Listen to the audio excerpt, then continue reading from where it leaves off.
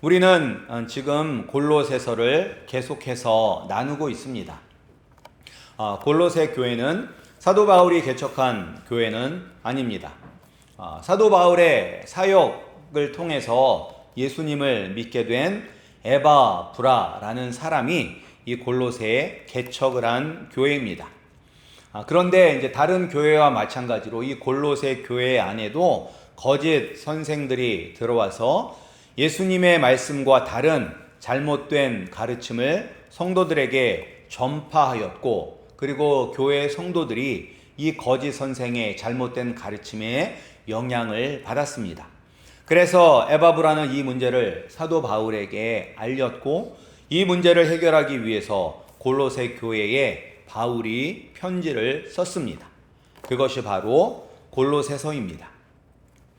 거짓 선생들의 이 가르침의 핵심은 예수님만으로는 우리가 온전한 구원을 얻는데 부족하다입니다.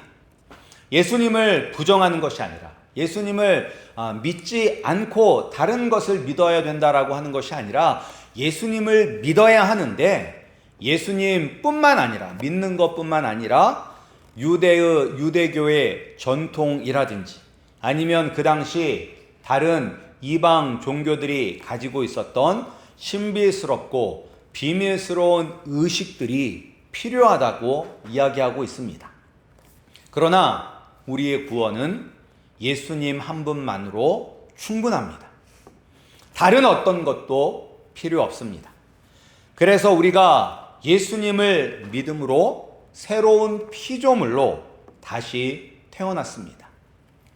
죄와 사망의 노예로 살던 우리가, 우리의 옛사람은 예수님이 십자가에 못 박혀 죽으실 때 함께 죽었고, 예수님이 죽음을 이기고 부활하실 때 우리도 새 생명으로 다시 거듭났습니다. 우리는 땅에 속한 것이 아니라 하늘에 속한 새로운 생명으로 다시 태어났기 때문에 땅의 것을 버리고 하늘의 것을 바라며 살아야 합니다. 지난주에 이제 우리가 버려야 할 그 땅의 것들을 보았습니다. 음란, 부정, 사욕, 악한 정욕과 탐심, 그리고 분함, 노여움, 악의와 비방, 그리고 부끄러운 말과 거짓말이 우리가 버려야 할 땅의 것들입니다. 오늘 본문은 우리가 바라고 행해야 하는 하늘의 것들을 알려주고 있습니다. 12절부터 17절에 나와 있는 것들이 우리가 생각하고 우리가 행동해야 하는 하늘의 것들입니다. 구체적으로 어떤 것들이 나왔냐면 긍휼, 자비, 겸손, 온유, 오래 참음, 용납. 이 용납은 견디고 참는 것입니다. 그리고 용서, 사랑, 평강, 찬양, 그리고 감사입니다. 근데 이 중에서 이제 긍휼과 자비, 겸손과 온유, 오래 참음, 용납, 용서는 다 나 자신과 관련이 있는 것이 아니라 다른 사람과 관련이 있는 덕목입니다. 우리가 나 자신에게 긍휼히 여기고 나 자신에게 오래 참고 나 자신을 용서하는 것보다는 이 긍휼은 다른 사람을 불쌍히 여기는 마음이 긍휼히 여기는 마음입니다. 그리고 자비도, 이 자비가 이제 친절, 영어로는 kindness라고 번역이 되는데, 자기 자신에게 친절한 것이 아니라 다른 사람을 친절하게 대하는 덕목입니다. 그리고 겸손과 온유는 우리가 다른 사람들을 대할 때 우리가 어떠한 자세로 그 사람들을 대하여 하는지 알려주고 있는 것입니다. 우리가 사람을 불쌍히 여기고 그리고 그 사람들에게 친절을 행할 때 우리 자신은 겸손한 마음, 그리고 온유하고 부드러운 마음으로 그들을 대하여야 합니다. 우리가 다른 사람들을 무시하고 하찮게 여긴다면 긍휼히 여기는 마음이 없는 것이죠. 타인에게 친절하게 대할 수도 없습니다. 우리가 사람들을 무시하고 깔보는데 어떻게 다른 사람들에게 친절하게 대할 수가 있습니까? 가식적인 모습으로 혹시 친절하게 대할 수는 있습니다. 앞에서는 간이라도 다 줄 수 있는 것처럼 친절하게 행동하지만 뒤에 가서는 욕하고 비난할 수 있습니다. 이것이 바로 이제 물건을 살 때 나타나죠. 물건을 팔 때는 앞에서 간이라도 빼줄 것처럼 막 이렇게 하면서 이제 일단 팔고 나면 그 다음에 미국은 애프터 서비스 받기 엄청 힘들잖아요. 막 연락해야 되고 내가 해야 되는 것처럼. 그런데 이런 모습은 진정한 긍휼이 아닙니다. 더군다나 남을 용납하고 용서하는 것은 참 어렵습니다. 근데 다른 사람에게 긍휼과 자비를 베푼다는 것은 긍휼과 자비를 받을 만한 사람에게 베푸는 것을 의미하지 않습니다. 성경이 이야기할 때 긍휼과 자비를 베풀라는 것은 받을 자격이 없는 사람에게 베푸는 것이 진정한 긍휼과 자비입니다. 받을 자격이나 받을 자세, 그리고 심성이 고운 사람이라면 우리가 굳이 참고 인내하고 용서할 일이 거의 없을 것입니다. 예를 들어서 이제 직원을 예를 들어서 이야기하면 어떤 직원이 항상 제 시간보다 일찍 나와서 청소하고 정리 잘하고 그리고 손님들에게 친절하게 대하고 손도 빠르고 정직한 직원이라면 당연히 아끼고 사랑할 것입니다. 우리가 돈을 더 줘서라도 그런 직원은 우리가 붙잡을 것입니다. 이런 직원에게 성경이 말하는 긍휼과 자비를 베풀 필요는 없습니다. 그리고 이렇게 착한 직원에 대해서 우리가 오래 참고 인내할 필요도 없죠. 알아서 잘하는데. 그러나 쥐뿔도 없는 게 여기 아니면 따로 받아줄 것도 없는 사람이 항상 늦고 일할 때마다 짜증내고 손님과 싸우고 카운터에 돈을 대는 사람을 불쌍히 여기고 친절하게 대하는 것이 참된 긍휼이고 자비입니다. 이런 직원에게 오래 참아주고 이런 직원을 용서하는 것이 진정한 하늘에 속한 덕목입니다. 그런데 이게 가능한 일입니까? 이렇게 하면 망하겠죠. 이런 직원은 오래 참고 용서하는 것이 아니라 바로 해고시켜버리는 것이 나도 살고 다른 직원들도 사는 것입니다. 그래서 이제 13절, 14절을 보면 이렇게 기록하고 있습니다. 우리 13절, 14절 말씀을 다시 한번 우리 다 같이 함께 읽겠습니다. 13절, 14절입니다. 시작. 누가 누구에게 불만이 있거든 서로 용납하여 피차 용서하되 주께서 너희를 용서하신 것 같이 너희도 그리하고 이 모든 것 위에 사랑을 더하라. 이는 온전하게 매는 띠니라. 누가 용서하신 것 같이 우리도 그리하라고 말씀은 이야기하고 있습니까?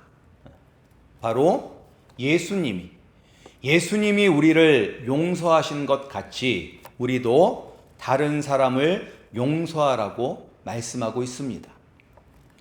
쥐뿔도 없으면서 항상 늦고 일할 때마다 짜증내고 손님과 싸우고 카운터에 손을 대는 직원이 하나님 입장에서는 누구라고요? 바로 우리였었다는 것입니다. 우리가 예수님을 알지 못하고 예수님을 만나지 못했을 때는 우리가 바로 우리의 왕 되시는 하나님 아버지께 반역하고 하나님의 뜻과 반대로 내 뜻과 내 맘대로 살던 그런 죄인이었습니다. 이런 죄인을 하나님께서 용서해 주셨습니다. 이런 나를 예수님에 대해서 들을 수 있도록 은혜를 베풀어 주셨고 복음을 들을 수 있는 기회를 주셨고 또한 예수님을 믿을 수 있는 마음도 주셨습니다. 내가 예수님을 믿은 게 아니라 예수님이 우리의 마음을 먼저 변화시켜 주셨기 때문에 그 예수님을 우리가 믿을 수 있는 것입니다. 예수님을 믿음으로 말미암아 우리가 땅에 속한 사람이 아니라 하늘에 속한 사람으로 하나님께서 우리를 만들어 주셨습니다. 내가 한 것은 아무것도 없습니다. 이 사실을 우리가 알 때 우리가 진정으로 다른 사람을 불쌍히 여길 수 있고 그들에게 친절하게 대하고 겸손할 수 있습니다. 때로는 그들이 잘못을 해도 용서할 수 있습니다. 그리고 이 모든 것을 가능하게 할 수 있는 것은 바로 사랑입니다. 그러니까 사랑이 없으면 우리가 긍휼히 여기는 마음도 없고 온유한 마음, 겸손한 마음, 참고 용서하는 마음도 가질 수가 없습니다. 여기서 말하는 사랑은 남녀 간의 사랑이 아닙니다. 그리고 자식을 향한 부모의 사랑도 아닙니다. 여기서 말하는 사랑은 하나님의 사랑입니다. 하나님은 우리가 하나님을 원망하고 하나님이 싫다고 하나님을 떠났음에도 불구하고 이 세상을 창조하기 전부터 나를 사랑하셨습니다. 우리가 이 땅에서 선을 행하고 하나님께 영광을 돌릴 것을 알고 사랑하신 것이 아니라 이 세상을 만들기 전부터 우리가 이 땅에서 어떻게 살아갈지 알면서도 우리를 사랑하셨습니다. 로마서 5장 8절 말씀. 우리가 아직 죄인 되었을 때에 그리스도께서 우리를 위하여 죽으심으로 하나님께서 우리에 대한 자기의 사랑을 확증하셨느니라. 아멘. 언제 예수님이 우리를 위하여 죽으셨어요? 우리가 언제? 우리가 아직 죄인 되었을 때. 우리가 하나님 아버지 앞에 뭔가 인정받을 만한 일을 했기 때문에 예수님이 우리를 위하여 죽으신 것이 아니라 우리가 여전히 죄악 가운데 살면서 죄를 즐거워하면서 사는 그때에 예수님께서는 우리를 위하여 죽으셨습니다. 그것이 바로 하나님이 우리를 사랑하신다는 사실, 확증인 것입니다. 우리가 이 사랑을 깨달을 때, 하나님께서 얼마나 나를 사랑하시는지 깨달을 때 우리가 진정으로 다른 사람들을 불쌍히 여길 수 있고 겸손과 온유한 마음으로 사람을 대하고 또한 오래 참고 용서할 수 있는 것입니다.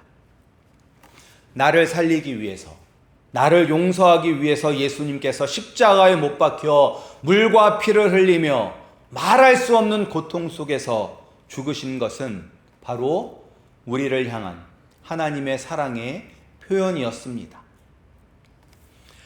이 사실을 알 때 우리는 진정으로 남을 용서할 수 있습니다.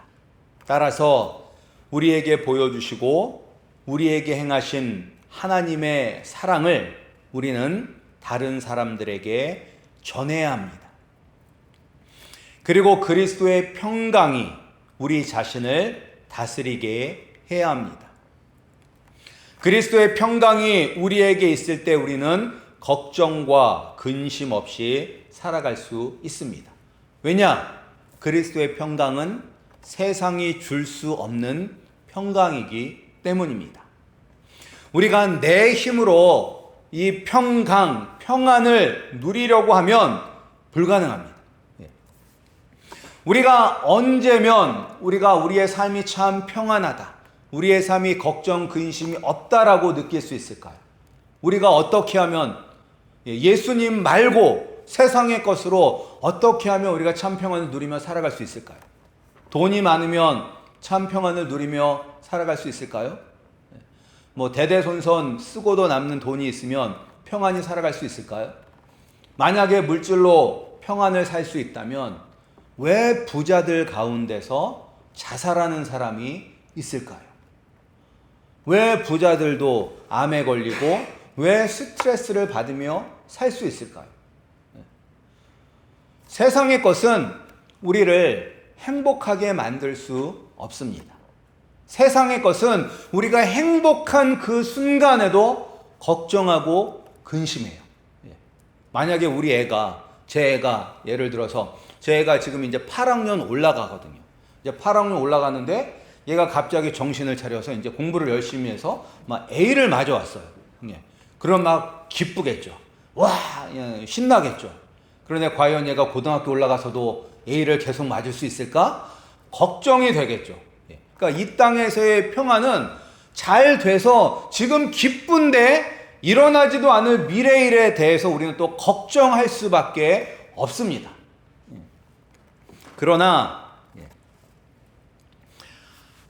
하나님의 평안, 그리스도의 평안은 다릅니다. 왜냐? 그리스도의 평강은 하나님과 우리 사이에 화목하게 만들어주신 평안이기 때문입니다. 그러니까 예수님을 믿기 전에 우리는 하나님과 원수였습니다. 그러니까 우리는 하나님의 진노와 저주 아래 살아야 합니다. 그래서 사람들은 다 죽음을 두려워하며 삽니다. 아무리 세상적으로 많은 것을 이루었다 할지라도 그들은 죽음을 두려워합니다. 그러나 우리는 알고 있습니다. 죽음이 끝이 아니다. 죽음 후에는 하나님의 심판이 있고 영원한 하나님의 저주가 있다는 것을 우리가 알 수 있습니다. 그러나 예수 그리스도께서 자신의 몸을 들여서 하나님과 우리 사이에 막혔던 담을 부수셨습니다. 그리고 다시 하나님과 화목하게 되었습니다.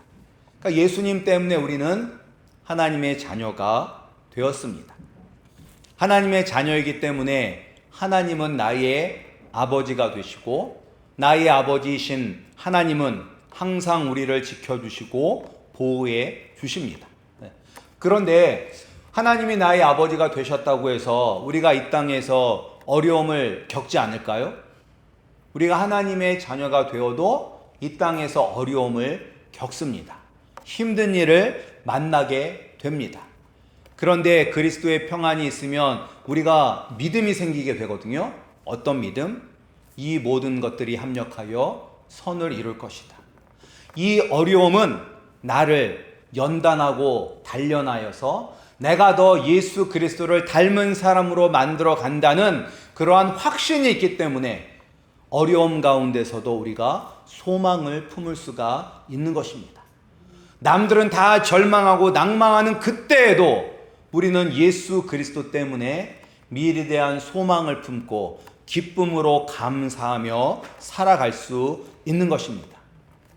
그리고 이 평안은 이 땅에서만 누리는 평안이 아니라 장차 다가올 죽음 이후의 영원한 세계에서도 우리에게 평안을 줍니다. 따라서 우리는 예수 그리스도의 평강이 우리를 다스리게 해야 합니다. 그러기 위해서는 우리가 우리 자신을 내려놓는 거죠. 내가 내 삶의 주인이 되어서 내 힘으로 무엇인가 하려고 애쓰는 것이 아니라 주님께서 나의 삶을 이끌어 주시고 그 말씀에 우리는 순종하며 살아가면 되는 것입니다. 주님이 가라 하면 가면 되는 것이고 주님이 멈춰라 하면 그 자리에 서면 되는 것입니다. 그때 그리스도의 평강이 우리를 다스립니다. 그리고 우리는 감사해야 돼. 이 감사가 하늘에 속한 것입니다. 오늘 본문에 보면 이 감사가 3번이나 나와요. 15절에 감사하는 자가 되라. 16절에 감사하는 마음으로. 그리고 17절에 하나님 아버지께 감사하라 이야기합니다. 우리가 예수님을 믿기 전에는 어떤 사람이었는지, 그리고 예수님을 믿은 후에 우리가 어떤 사람이 되었는지 알게 되면 감사하지 않을 수 없습니다. 그리고 나를 구원하기 위해 삼위일체 하나님이 하신 일을 알면 또한 감사하지 않을 수 없습니다. 나 같은 죄인 하나 살리겠다고 하늘의 영광을 버리고 하늘 보좌를 버리고 이 땅의 가장 낮은 곳으로 오셨습니다. 그리고 예수님 이 땅에 사실 때도 풍족하게 사시지 못했어요. 힘들고 어렵게 사셨어요. 그리고 이 땅에서 죄가 없으셨음에도 불구하고 가장 극악무도한 죄인들이 달려 죽어야 하는 십자가에서 못 박혀 죽으셨습니다. 왜? 나를 구원하기 위해서, 나를 살리기 위해서. 이러한 주님이 하신 그 일을 알게 되면 우리는 살아도 감사, 죽어도 감사, 일이 잘 돼도 감사, 일이 내 마음대로 안 돼도 감사하며 살아갈 수 있습니다. 현실이 힘들고 어렵다고 불평하고 원망하며 사시는 것이 아니라 날 구원하기 위하여 십자가에 못 박혀 죽으신 예수 그리스도의 그 사랑을 생각하시며 날마다 감사하시는 우리 성도님들이 되시기를 소원합니다. 그런데 이 모든 하늘의 것은, 오늘 말씀 보면 이 모든 것들이 나 자신을 위해서 사용하는 것이 아니라 이웃을 위해서 사용하는 것입니다. 그리고 교회를 위해서 사용하는 것입니다.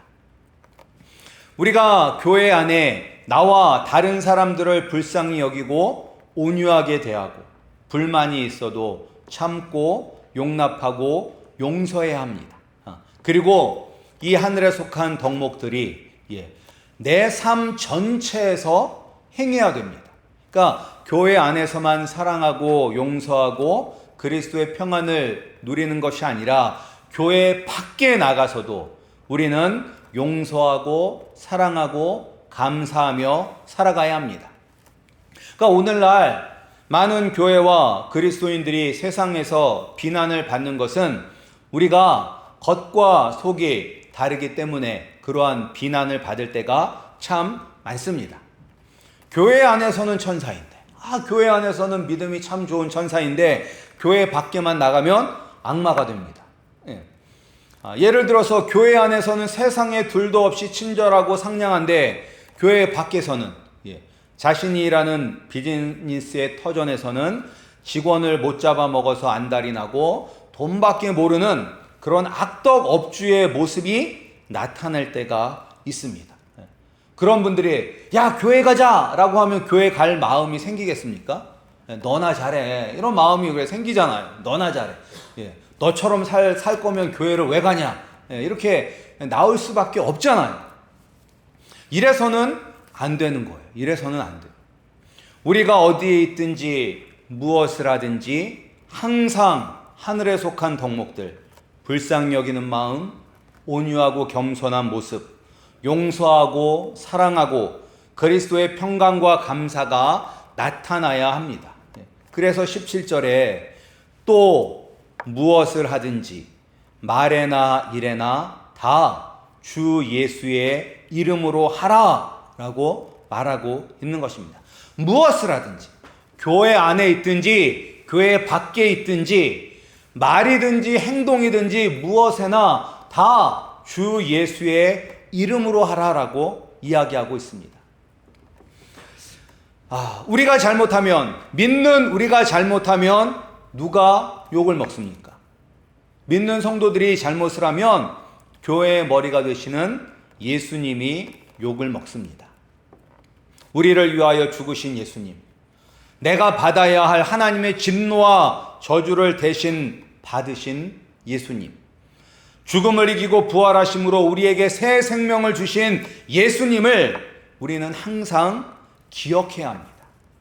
내가 하는 말, 내가 하는 행동 때문에 예수님이 사람들에게 비난받을 수도 있고 칭찬받고 영광받을 수도 있는 것입니다. 우리는 땅에 속한 사람이 아닙니다. 예수 그리스도를 믿는다면 우리는 하늘에 속한 사람이니 항상 예수 그리스도를 생각하며 하늘에 속한 덕목을 행하며 사시는 우리 성도님들이 되시기를 소원합니다. 그래서 이런 하늘에 속한 것들을 우리가 행할 수 있도록 하는 것이 바로 말씀과 예배입니다. 그래서 16절 말씀에 보면 그리스도의 말씀이 너희 속에 풍성히 거하여 모든 지혜로 피차 가르치며 권면하고 라고 기록하고 있어요. 우리가 하나님이 나를 사랑하신다는 것을 어디서 알 수 있습니까? 말씀을 통해서 알 수 있습니다. 예수님이 나를 위하여 죽으셨다는 것, 그리고 그 죽음을 이기고 부활하셨다는 것 어디서 알 수 있습니까? 말씀을 통해서 알 수 있습니다. 우리가 그 예수님을 믿으면 하나님의 자녀가 되어서 영원한 축복을 누린다는 것도 어디에서 알 수 있습니까? 바로 말씀을 통해서 알 수 있게 되는 것입니다. 그래서 말씀이 중요합니다. 그리고 16절 후반에 보면 시와 찬송과 신령한 노래를 부르며 감사하는 마음으로 하나님을 찬양하고, 이것은 예배를 의미하는 거예요. 예배 가운데 말씀이 선포하고 하나님을 찬양하고 하나님께 감사 드리는 것. 예배 가운데 우리를 향하신 하나님의 사랑을 우리가 깨달을 수 있는 그러한 예배가 되기를 소원합니다. 하나님이 나를 사랑하셔서 나를 용서해 주셨음을 알고 그리스도의 평강이 나를 다스리고 감사가 터져 나오는 은혜의 시간이 바로 예배입니다. 우리 브라이어드 한인 장로교회 가운데 참된 말씀과 예배가 드려져서 하늘에 속한 용서, 사랑, 평강, 감사가 항상 우리의 교회와 우리의 삶 속에서 나타나기를 주님의 이름으로 축복합니다. 기도하겠습니다.